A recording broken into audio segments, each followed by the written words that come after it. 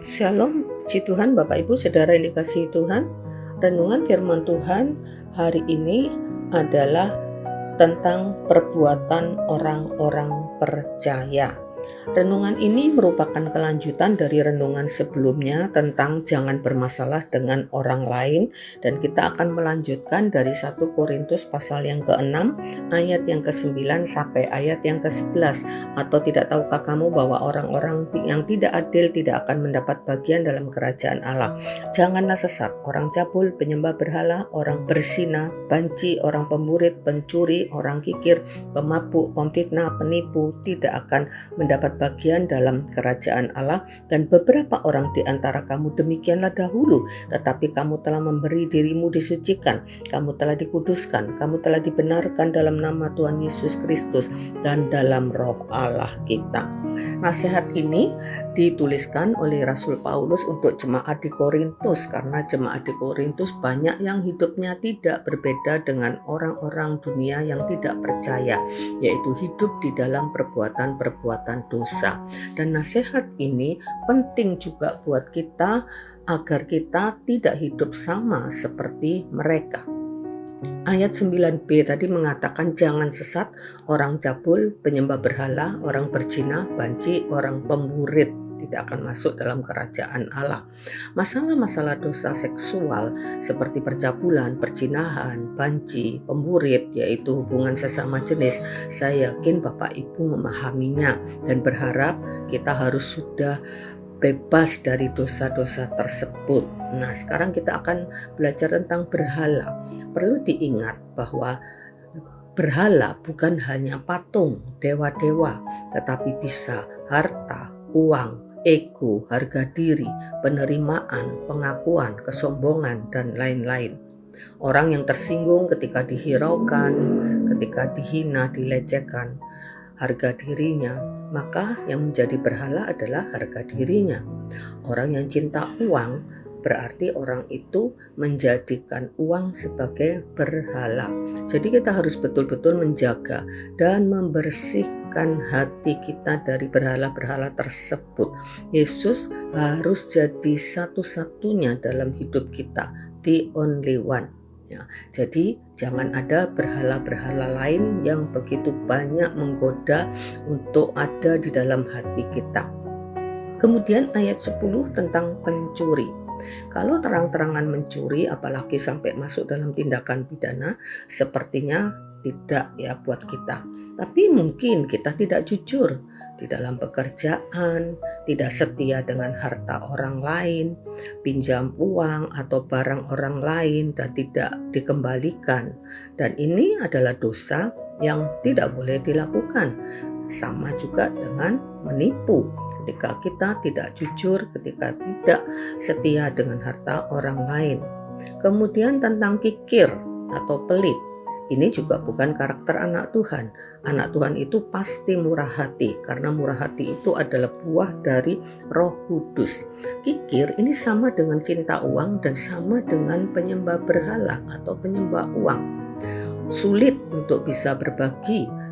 Karena apa? Karena begitu mencintai hartanya, sehingga sangat sukar untuk berbagi dengan orang lain. Ini adalah dosa, apalagi terhadap orang yang benar-benar butuh. Jangan pikir dengan kikir kita akan menjadi kaya. Amsal 28 ayat 22 mengatakan orang yang kikir tergesa-gesa mengejar harta dan tidak mengetahui bahwa ia akan mengalami kekurangan.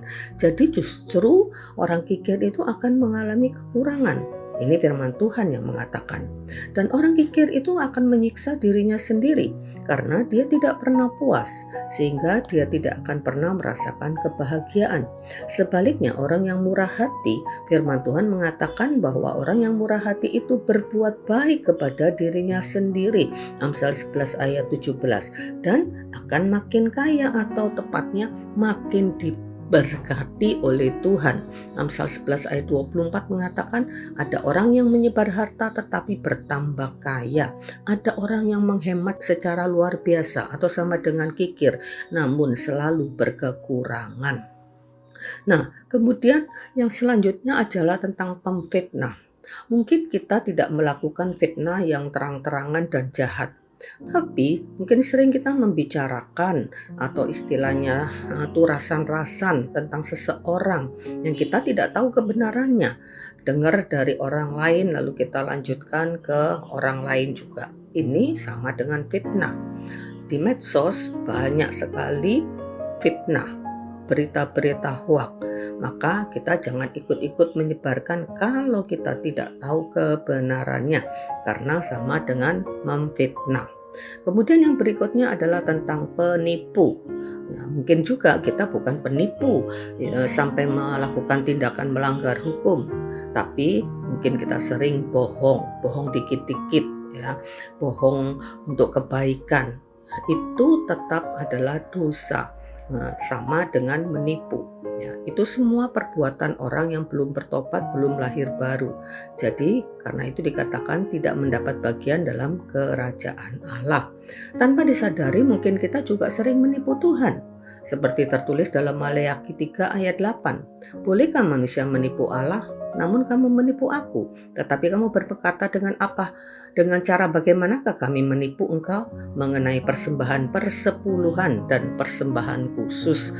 Menipu Tuhan, ya, di dalam hal persembahan dan persembahan khusus ini dikecam oleh Tuhan. Bahkan Tuhan mengecam dan mengutuk umat Israel karena mereka menghina Tuhan dengan persembahan-persembahan yang tidak layak. Kemudian mereka tidak mengembalikan 1/10. Banyak orang yang berdalih bahwa itu adalah perjanjian lama. Bapak Ibu Saudara yang dikasihi Tuhan, Alkitab kita sampai hari ini adalah perjanjian lama dan perjanjian baru. Justru prinsip perjanjian baru malah seluruh hidup kita milik Tuhan, termasuk seluruh keberadaan kita, karena kita sudah dibeli dengan harga yang sangat mahal, sehingga kita bukan milik kita sendiri, tetapi milik Tuhan, yaitu seluruh hidup dan keberadaan kita saat ini. Semua adalah semata-mata karena Tuhan dan menjadi milik Tuhan. Kalau mengembalikan 1/10 saja kita tidak lakukan, bagaimana bisa kita memberikan seluruh hidup kita untuk Tuhan? Percayalah, tidak ada orang percaya yang akan jadi miskin atau kekurangan karena memberi, justru akan semakin diberkati. Lukas 6 ayat 38 mengatakan, berilah dan kamu akan diberi suatu takaran yang baik, yang dipadatkan, yang digoncang dan yang tumpah keluar akan dicurahkan ke dalam ribaanmu, sebab ukuran yang kamu pakai untuk mengukur akan diukurkan kepadamu. Dan yang terakhir di ayat yang ke-11 diingatkan, dahulu atau sebelum kamu jadi anak Tuhan, kita juga adalah seperti orang-orang yang disebutkan tadi, pezina, pemfitnah, penipu, orang yang melakukan perbuatan-perbuatan yang tidak baik. Namun sekarang kita sudah disucikan, dikuduskan dengan harga yang sangat-sangat mahal, yaitu dengan darah Kristus, semata-mata karena kasih Allah yang sangat besar. Maka jangan lagi kita melakukan perbuatan-perbuatan tersebut di atas. Kita harus menjaga hati, jaga perkataan, pikiran, keinginan, dan perbuatan kita. Dengan apa kita bisa menjaga kelakuan kita? Ayat terakhir, Mazmur 119 ayat 9, dengan firman Allah. Jadi Bapak Ibu Saudara yang dikasihi Tuhan, Mazmur 119 ayat 9 itu mengatakan, dengan apa orang bisa mempertahankan kelakuannya bersih? Dengan menjaganya dengan firman-Nya. Bapak Ibu, kita adalah orang-orang percaya, orang benar, anak Tuhan, warga kerajaan Allah. Karena itu mari kita hidup sesuai dengan hakikat kita, bukan lagi sebagai orang dunia yang jahat. Amin. Puji Tuhan, mari kita berdoa. Terima kasih buat penebusan-Mu ya Tuhan, yang menjadikan kami orang-orang yang disucikan dan dikuduskan.